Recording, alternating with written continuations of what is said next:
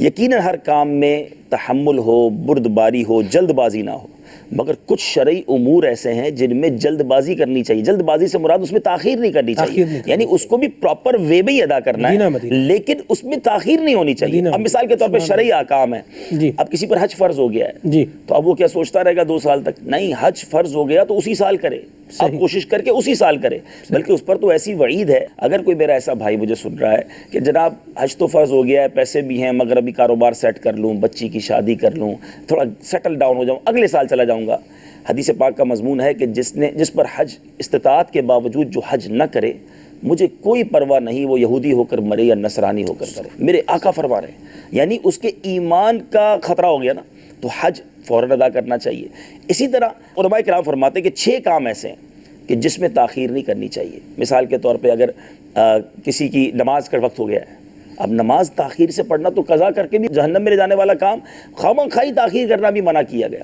انتقال ہو جائے تو میت کی تدفین میں تاخیر نہیں کرنی چاہیے۔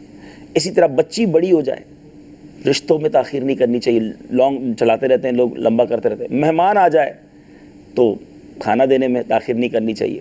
تو اس طرح کے امور لکھے علماء نے کہ جس میں اب قرض آپ نے لیا ہے کسی سے، بندہ کا جناب ابھی تو بیان سنا ہے آرام سے، تمہیں جلدی کیا ہے قرض وصول کرنے کی بھائی، اب وہ بیچارہ تاریخ پہ آ رہا ہے اور آپ اس کو یہ بات کر رہے ہیں، وقت سے پہلے ادا کرنے کی کوشش کریں۔